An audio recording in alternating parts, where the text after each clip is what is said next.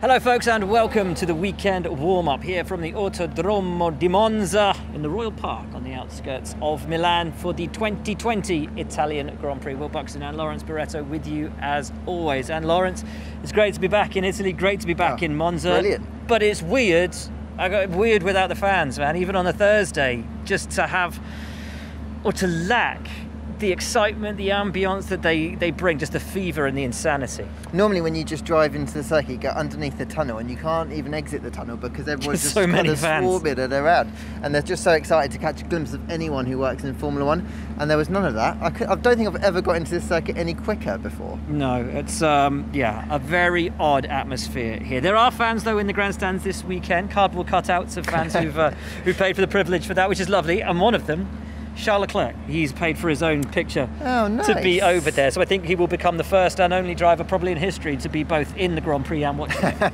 at the same time. We need to start though this week down here at Williams.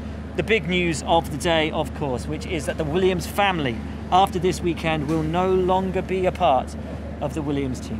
When we look back in the history of Formula One, those encyclopedias, this is going to be a massive moment in the sport's history, because after 40 years, Sir Frank and Claire, the family, are leaving Formula One. It's a huge thing. I think it's really sad, I think, in many ways. You go up and down this paddock, you see so many people upset, sad, emotional about it, because this is a team that's much loved in Formula One. It is, but it's happened because they have buyers, they have new owners, there's a new board that will be in place as of, I think, next week. Who is on that board? So it's two of them are involved in Duraliton Capital.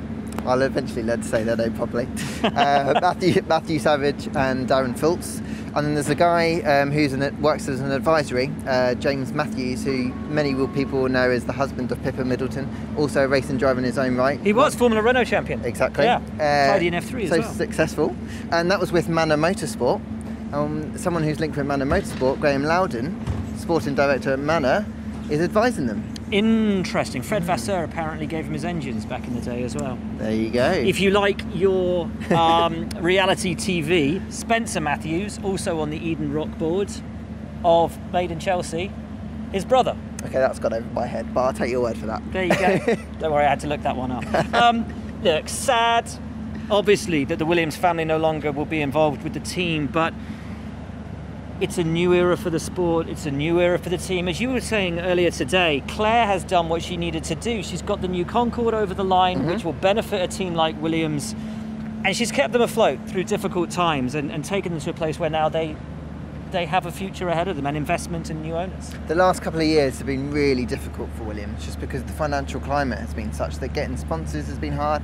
COVID's hit, didn't work out very well with their title sponsor Rocket. Yeah. So these last couple of years have been really tough on them, just for her to keep the team afloat, because it's her family's team, so it's added pressure.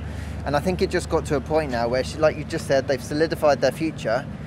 She's been in Formula One her whole life. Yeah. Now this is an opportunity for her to go and try something different. Yeah, and to go away and be a mum for a bit and live her life. Right, we're down at Williams, we're walking past Haas. Difficult weekend for them last time out in Spa. Of course, the double power unit change that they needed really curtailing their weekend. Tough times. Really tough times. I was impressed at how they fought back actually in Spa.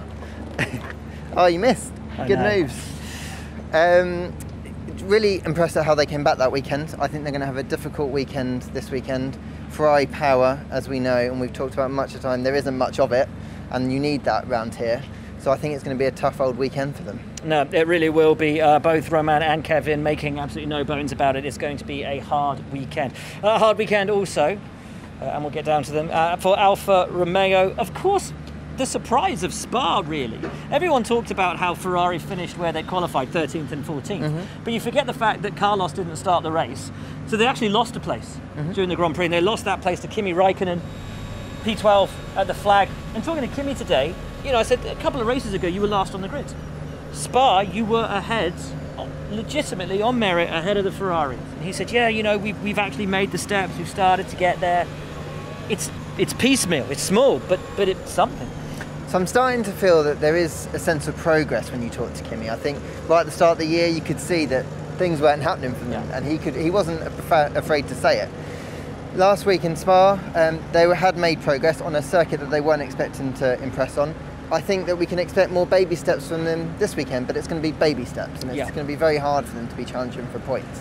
Antonio needs a good weekend. Crashed again at Spa 2 years in a row, but then he came to Monza last year and had one of his best weekends of the season, so hoping for good things. Definitely. I think he's one of these people who stays really motivated, really confident about his chances, and I think that here, I know that no fans to impress, but being here, I think it's going to be a good thing. Absolutely. Let's cross the way. Racing Point, a team who disappointed, I think it's fair to say, in Spa. They should have been up there competing for the second row. They should have been up there really fighting at the sharp end. And yet, where were they? They didn't turn up. No, and both drivers at the end of the race weren't really sure how to explain it. Checo, talking to him today in the pen, he seemed to say that they've got answers, but it's not a quick fix. So it's not going to be like they're going to be able to turn it night and day for this weekend. They know this is probably going to be another circuit that's going to be a little bit trickier for them. So I wouldn't expect massive results from them. I think it's going to be another tough weekend. But why? Okay, because this car is supposed to be a rocket ship. Okay, it's essentially last year's Mercedes, a car which went well at all of these tracks on low downforce trim. Why can't the team get on top of it? Why can't they dial the downforce off the thing and have it be, you know, the rocket, that arrow, pink arrow, that it should be? So they've got good people at this team. We know that. Some of these people have been here 10, 15 years, but it's still a smaller team or a mid-sized team. And to expect them to make one of the best cars on the grid, if not the best car at the moment, work in the way that a team that's got so many more people operate in the same way, it's a massive ask. It's not, in many ways, the car that they can make work that quickly. Interesting. Very, very interesting. And particularly when we thought they would be knocking on the door of the top teams, fighting for fourth, or as it turns out with Ferrari doing so badly, possibly even third in the Constructors' Championship. And it's just not happening for them. It's really not working out for them. Honestly, the big surprise for me this year is just how inconsistent Racing Point are, and how uncompetitive they've proven on the low downforce, big high-speed tracks where we've expected them to really excel. I think they've been disappointed in that performance as well. When they started the season, they were very confident, and that confidence has dissipated as we've moved along. I think that's why they were so keen to get Checo back at Silverstone, because they know those two races could have been huge for them. They of course weren't going to develop their car anymore. I remember very early on they said they weren't going to do it, so the early part of the season was critical. And as we come down further this way, there's going to be a load more teams who are developing and understanding their car and doing a much better job. Outstanding segue, Lawrence, into Renault, who just punched where we finally thought they would be after pre-season testing. They said they've unlocked the car, they've unlocked the potential in it, and boy didn't we see it. Esteban Ocon and especially Daniel Ricciardo in those closing laps of the race. Okay, yeah, they've been smart with their tyres and they've held on to something in them so that they could push at the end. But what pace, what a finish. There was pure performance in there, and I think that's what's pretty exciting for Daniel. That's why he was so happy even today, a few days afterwards. He was still really pleased with where the team have come to. They've unlocked a few things in that car. They understand it a little bit better, both Daniel and Esteban as well as the team as a whole. And they've got really high hopes that their efficient car, and that's what that car is, efficient, is going to be great round here. Well, on the basis of Spa, do we think they can fight for a podium?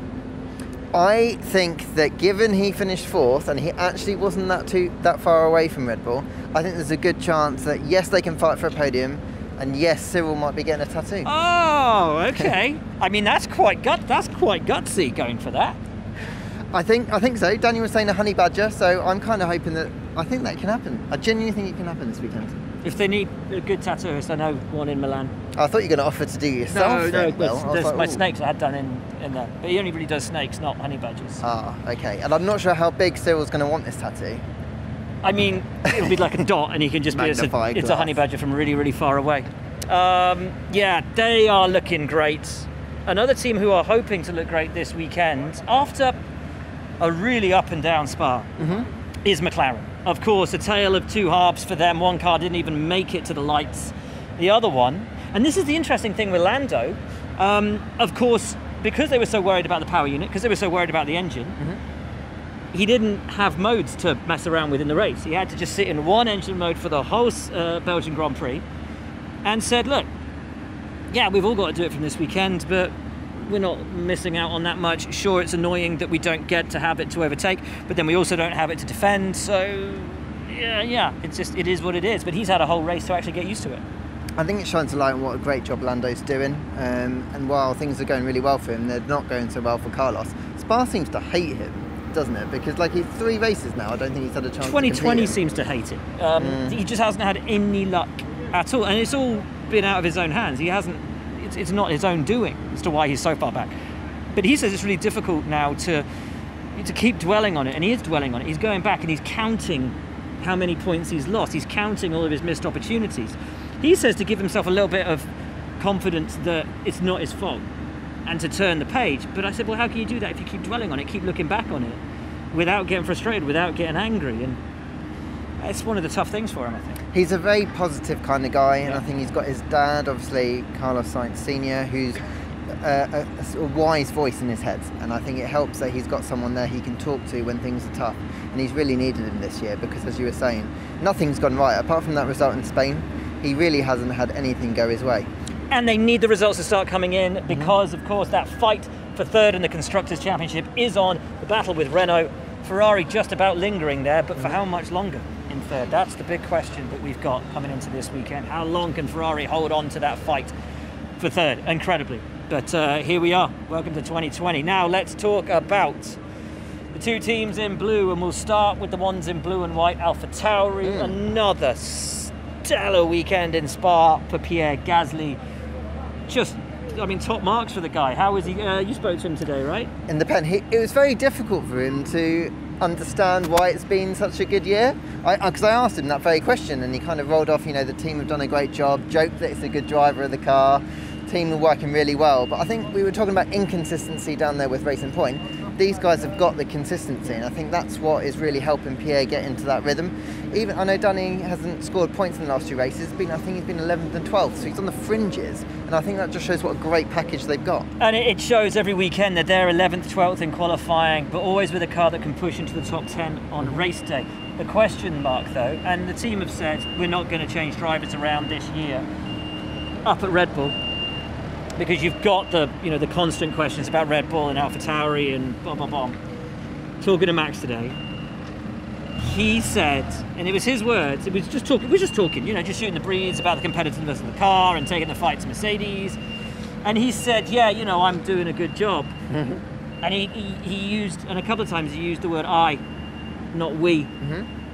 And Lewis had that little veiled comment, didn't he, after the race last time out? He knows what it's like to have a driver not coming up to his level. Bit of a dig at Hakey, bit harsh. Top 10 fastest driver of all time, apparently. And a race winner. But the pressure's not on Alex from the team. No. But Lewis is starting to ramp that pressure on, just with the little comments that he's making, and Max with little comments like, I'm the only one taking the fight to Mercedes at the moment. Not we're taking it, I'm taking it.